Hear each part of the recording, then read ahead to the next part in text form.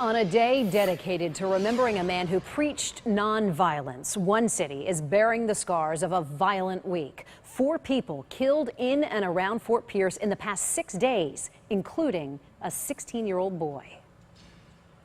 His smile, he made people laugh and just kept the day going for me.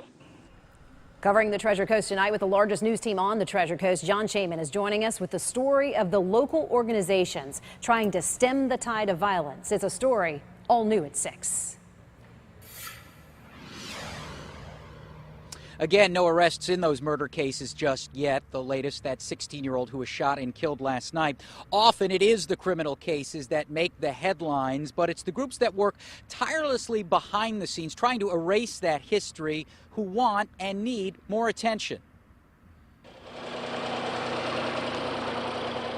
In Fort Pierce, the Martin Luther King Day Parade is as big as it gets. You can even hear from a young Dr. King. My message is, I have a dream.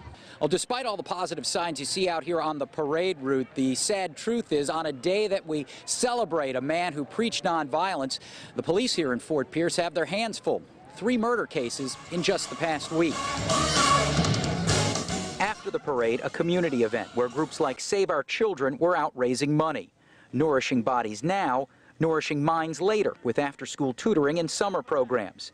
Devoshay Johnson started going at age 12.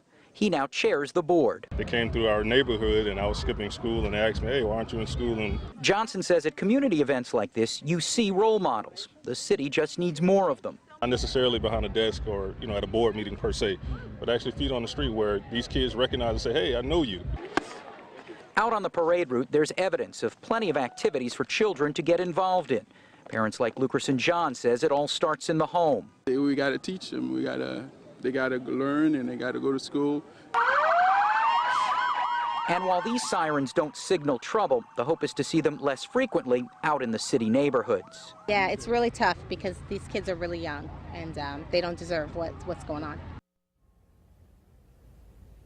Many people we spoke with said violence is not unique to this city and that it's a small element that gives the entire population a bad reputation.